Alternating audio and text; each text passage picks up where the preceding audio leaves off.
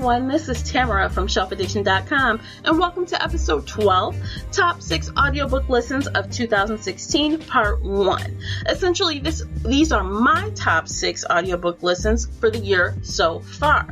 This is the midway point of the year, and it's also the end of National Audiobook Month, so I thought this would be a perfect opportunity to share with you my recommendations for audiobooks. Again, these are my top audiobook listens of the year. Not all of them were published this year. Some of them were published in previous years, maybe last year. I don't have anything really old on my list, but they were all listened to in 2016. Be sure to subscribe, stick around, because at the end of the year, you'll get part 2 of the list. So you'll see what I listened to the last 6 months of the year and what I thought about them as well. So before we jump into my audiobook listens, I think I should tell you a little bit about where I get my audiobooks from. I know that a lot of you are curious about audiobooks if you haven't kind of dabbled in the past, and I have some really great ideas, whether you're a novice or you like to just listen to audiobooks, from the library or whatever. But I have a couple of tips where you can find some audiobooks for free and some good sources that you can pay to listen to audiobooks. Now, when it comes to audiobooks, I might use a few really commonly known places, and I might use a few off the beaten path places. So hopefully you'll find at least one source that you can get an audiobook for that's new to you today. So first up, I want to share about audiobooksync.com. I post about this program every summer on my blog, and this is a summer program in which audiobooksync.com collaborates with various publishers, and for the entire summer they offer 2 free audiobooks per week, a total of 15 weeks, I believe.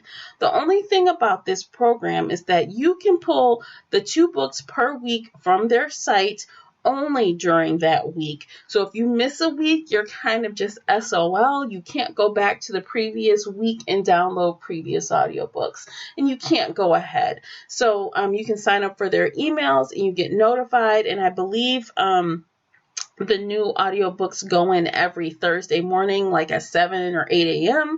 And so every Thursday, you have 2 free new audiobooks for you to download. You can download one or both or neither or whatever, but definitely check it out.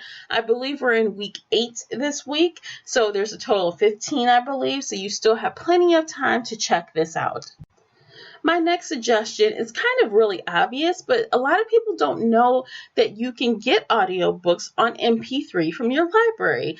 Like, yes, you can go get the CDs from your library. Most libraries still carry them. But if you're not into that, like personally, I don't think barely anyone has a CD player anymore.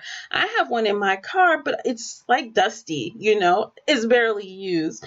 Most of us use our smartphones or our iPods or whatever to listen to MP3 files. Well, the good thing is most libraries will work with either Overdrive and or One-Click Digital. And both of these have Android apps and Apple apps, for the iTunes store. And I use them both. My library uses both of them, so if I can't find an audiobook in one, it may be in the other. And this is a great way to listen to audiobooks for 14 or 15 days, maybe longer, depending on what the audiobook is, and renew it and just get in line for holds and all that good stuff, but it's all digital. So that is a good thing. So I definitely encourage you to check out Overdrive, check out One-Click Digital, and go to your library's website, and they usually have full instructions on how to get digital content from your particular library. Another free site is podiobooks.com. That is PODIO books.com. And this is a free site, but they would like you to make donations or have a subscription to the website, although it's essentially free. Basically, this is a site where authors post their stories there that they are usually narrating to get exposure for their work. So this is kind of an off the beaten path type situation. You're not going to find any New York Times bestsellers, but some do it in hopes that you'll buy a physical copy later, or maybe they have something in development, or some people just do it because they love to write and they like audiobooks. Regardless, they don't have to do that, but they do. I don't usually get too many things from here, but it's definitely an option if you're interested and you want to check out something new without paying any money. It's there for you. Now on to some pay options. There are a lot of subscription services for audiobooks out there. But yes, I do subscribe to Audible. It's the monster, it's the big guy out there. They're owned by Amazon. It's $14.95 a month for one audiobook credit. That does seem like a lot for an audiobook, but not when you are looking at audiobooks that are longer in length, and they can be upwards of $28.95 or more per audiobook.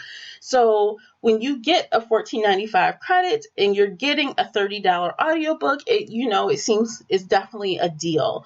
Also, they also have like these little sales sometimes where you can buy extra credits for less than $14.95. So that's, when those happen, you should buy a few. And they also have, sometimes where they have just specials, buy one, get one half off and all these different things, or buy two, get one free.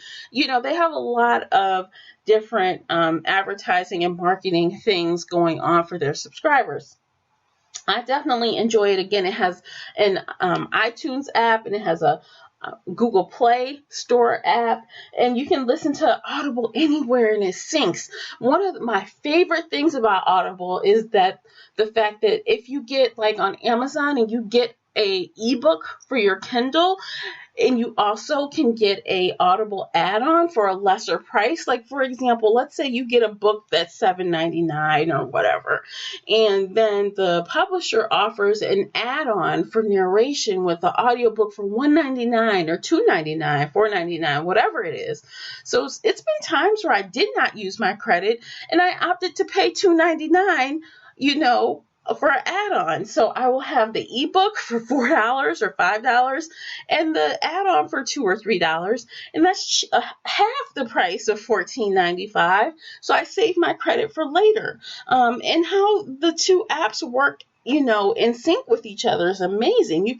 That's how I end up reading and listening at the same time. You could be reading on your Kindle or in your Kindle app, and then, so you're at home and now you're not. You got to drive to the store. You can jump into your vehicle, turn on the Audible app, and it will pick up exactly where you left off in your Kindle. Let's say you get back home, you want to pick up the book again.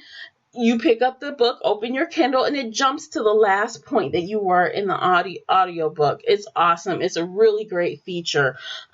So yeah, I definitely recommend it. And it should be noted that no, this is not a sponsored podcast. Audible has not sponsored me. I'm just sharing this with you because I like it. And these are features that I enjoy about the service. Sometimes they have a try your first book free or 30 days free or something like that. If I'm able to find a link like that, I will definitely list it in the show notes for you. My second subscription option is Scribd.com. And this is another situation where I'm just sharing because I like it. I use it myself. This is not sponsored. They are not paying me. We have no affiliation. I always want to get that out of the way so there's no misconception. This is a service that costs $8.99 a month. And I think that while overall this is a really good service, it does have its weaknesses. So on the plus side, again, they have a iTunes app and they have a Google Play Store app. So you can have this on whether you're in the Apple team or the Google Play, the Android camp, both of you can download the Scribd app. Now, one thing, like I said, it's not perfect. This used to be an unlimited service where you can get unlimited ebooks, unlimited audiobooks for $8.99. And that was just spectacular. But recently, in the last, I don't know, 3 months or so, give or take a month, they changed their program. So now you only get 3 ebooks a month and 1 audiobook a month. Now, I think there are some exceptions to the rule, maybe the classics and other things that are older you might be able to listen to in addition to your 1 credit, but all the audiobooks I listen to are newer, and so I only get 1 a month, and I think you can stack up to 3. So if you go 3 months without listening, you'll have 3 credits, but I don't think they allow you to accumulate any more beyond the 3. So, this is it's a program that's really good. It's a lot cheaper than Audible. It's another option, but they don't have the selection that Audible has either. If you search something on there, they may say it's not available, or they're working with the publisher to get it. So while I enjoy it, it's a great source for some older ebooks and audiobooks. It's not my favorite, but the option is there, and it's definitely cheaper than Audible. So that is it. Those are the 5 sources that I get audiobooks from. Those are the ones that I recommend out of all the plethora of audiobook services and websites. I think these are my favorites, and I hope that you find one that you enjoy as well. Now let's jump into my top 6 audiobooks of 2016 so far. Yes, let's do it.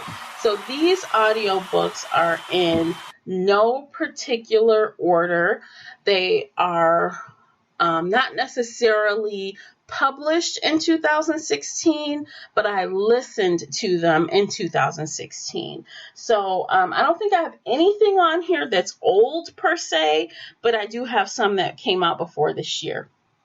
Again, no particular order. I enjoyed them all equally and for different reasons. So let's start with The City of Mirrors by Justin Cronin.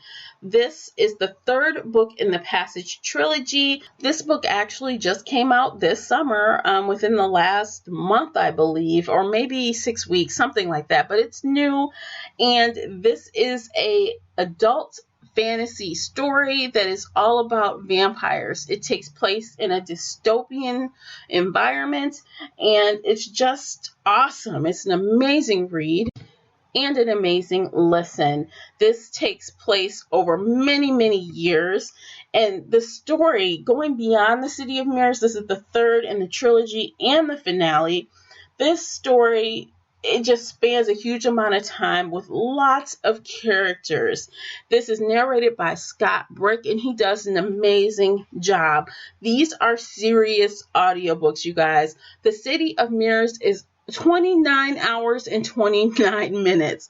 So it is definitely not something for the faint at heart. It has an average of 4.6 stars on audible.com, and that is with over 1,500 ratings. That is awesome. 4.6 out of 5. I agree with that. I really enjoyed this trilogy, and the finale was stellar. Scott Brick does an amazing job, and he really adds a lot of value to the story. So if you're looking for something that is about vampires, and don't get me wrong, this is not a romance. There are no romantic elements. Well, there might be a few, but it's a minimal. This is not a relationship story. No one is sparkling in the sun. This is, oh my God, hide in the basement, hide your kids, hide everyone, because these vampires are going to rip your head off. So, this is adult fantasy. This is not a young adult romance. Don't get it twisted. So if you are interested, if you like vampires and you like stories that are very in-depth with a lot of characters, a lot of rich detail, a lot of world building, I definitely recommend this trilogy.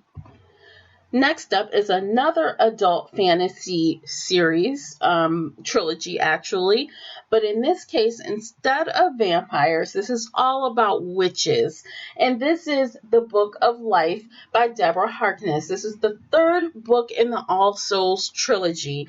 This is another one of those epic, just like the Passage trilogy. This was an epic trilogy. These books are thick. These audiobooks are long, and it's like they are if you're really into an audiobook and you love audiobook listening, these are the kind of books that you want to listen to. The narrator of this trilogy is Jennifer Ikeda, and she does a marvelous job. She really is able to pull off these characters, men, women, different accents. This is also a time travel book. So, Jennifer Ikeda has a lot going on as far as just narrating this story in a way that's believable, and she nails it. Deborah Harkness really writes a full, enriched story, just like Justin Cronin does, but in a different way. Like I mentioned, this is time travel, so you go back to like the 1800s, and then you're in present day. You're dealing with witches and vampires, and I think I can't remember what they're called right now, but there's like a third type of creature. So there's a lot going on, and these vampires aren't as scary. These are more of the romance vampires. They're not some of them are really wretched, don't get me wrong. Some of them are really have no moral compass whatsoever, but they aren't the monsters that the previous series that I just talked about are. So this is definitely a softer story, but it's just as interesting, and it really just kept my attention the whole time. The Book of Life has an average rating of 4.5 out of 5 on audible.com with over 6,700 ratings. So this is definitely a really good one that you should check out. This is another one that you should not, think it's short at all. I think all three of these books averaged about 24 hours of listening time. So, obviously I like the longer audiobooks. I like trilogies. I like series. So yeah, that's my wheelhouse.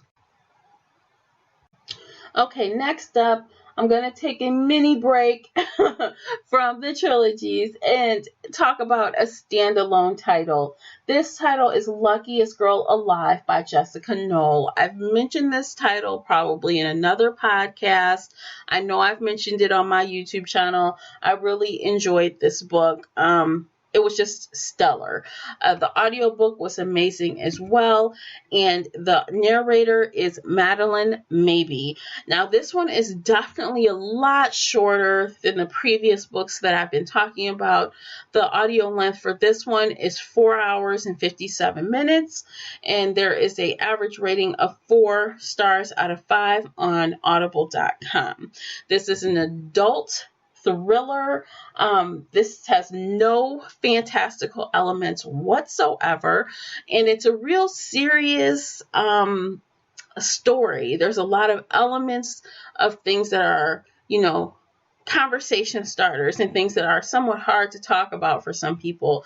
We have bullying and rape and other kind of startling things going on in this book, and it's all to kind of find out what happens when this kid brings a gun to school. What led up to that? How is our main character the luckiest girl alive? What makes her that? This was a great book club read, and I just cannot speak highly enough about it. It was just awesome, and I really recommend this one for book clubs everywhere. It's a great book club read. I haven't listened to any other books with Madeline Mabie as the narrator, but I definitely would listen to her again, and I definitely would read or listen to another book by Jessica Knoll. So that is my standalone title in the fiction genre, and I definitely recommend that one. So we're going to jump back to my favorite thing, which is series, and which is also fantasy, but this is the young adult genre. So the first 3 were adults. My next 2 are young adults. So the first one is Winter, which is the 4th book in the Lunar Chronicles series by Marissa Meyer. This is young adult fantasy, and it is also a retelling. Now, this was an amazing series. So it was 4 full books and 2,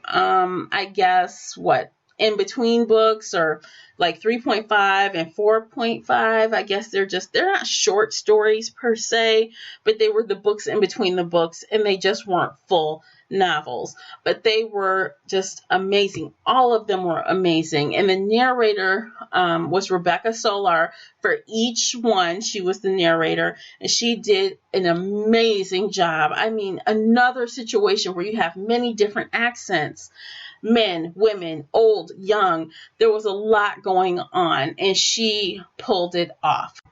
Winter was also the longest of all of the audiobooks, coming in at 23 hours and 30 minutes. The others were around 11, 13, maybe 14 hours. The shorter in between books were around 6 or 9 hours. So there was a lot going on in Winter. Clearly, it was much longer than the others, as it should, because it was the finale. Now a little bit about what makes this series, a retelling. Why is Winter a retelling? Essentially, all 4 of these titles in this series tie together all of the characters. Each main heroine has her own book, but all of those characters reappear time and time again throughout each book, and we have a huge cast of characters.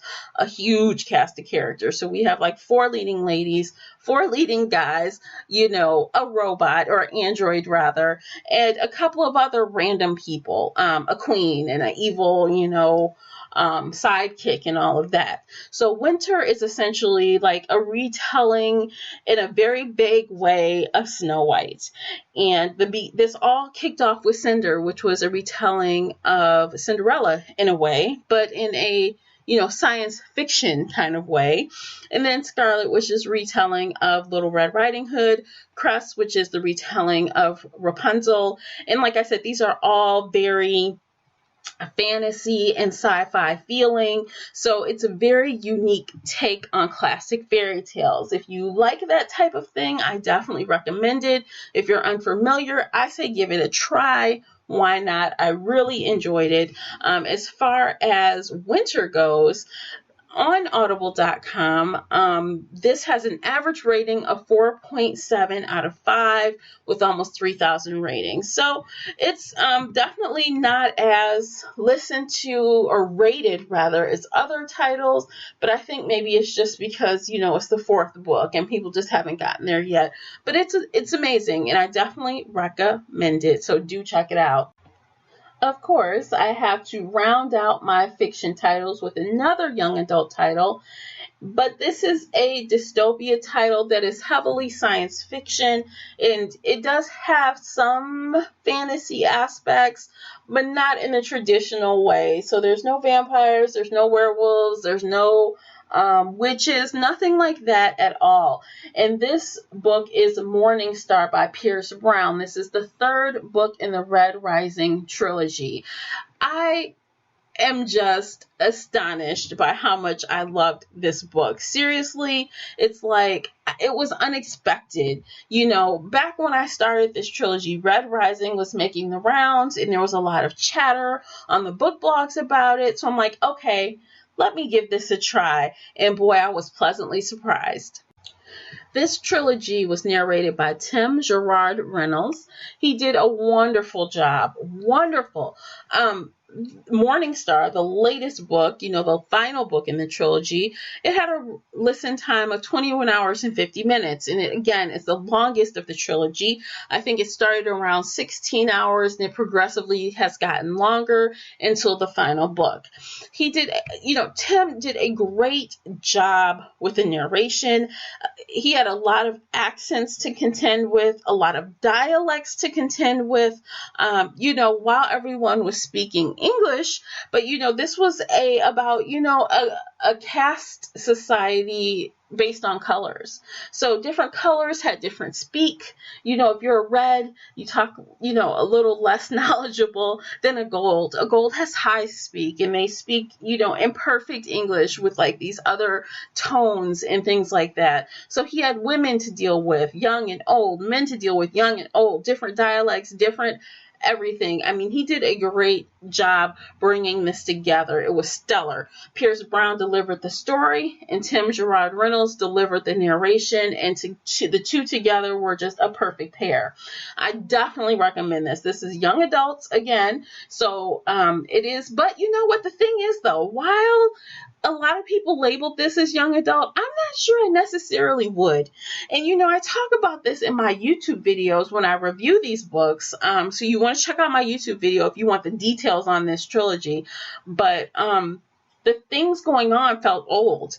You know, betrayal and torture and love and loss and, you know, wartime strategy. All these things are going on in this book. And I mean, this whole trilogy, I'm telling you, I would listen to this again in a heartbeat. So I definitely recommend it. It's like, it's just one I'll never forget. And I definitely recommend this on audiobook. So do check it out. Again, check out my videos if you want the details. On audible.com, the Morningstar came in at 4.8 stars out of 5 with almost 9,500 ratings. And it's stellar. I mean, it's a win-win situation. Seriously, there's no way you won't like this audiobook. Well, you know, there's always a chance, but, you know, if you have taste that's anything like mine, then I think you will thoroughly enjoy it. My final book is a standalone, but not only is it a standalone, it is a nonfiction book, which I'm sure surprises you, as you know, if you listen to me a little while, watched my YouTube, or even read my blog, I'm sure you know that I'm a fiction girl. You know, I don't read a lot of nonfiction, but every once in a while, I, you know, hear a lot of buzz about something and I have to pick it up. This particular title is by none other than Shonda Rhimes. And if you watch TGIT, you know, Thursday nights, they're run by Shonda Rhimes. You know, her Grey's Anatomy, Scandal, How to Get Away with Murder, The Catch. You know, this woman runs ABC on Thursday nights. And she wrote a memoir of such called The Year of Yes, How to Dance It Out, Stand in the Sun, and Be Your Own Person. And if you watch her television shows, you know that Dance It Out, you see that on Grey's Anatomy. Meredith used to do that with Christina Yang. When they'd have to, you know, get through something, they would dance it out. And Stand in the Sun is an Olivia Pope thing from Scandal. She's always saying with Jake that we want, you know, you get out of the shade and stand in the sun, you know, that whole thing. So those kind of are, I guess, you know, tie into her series. But this was an amazing story to read. I mean, someone so successful, who would think that she had to force herself to have a year of yes to get out of her comfort zone and do other things.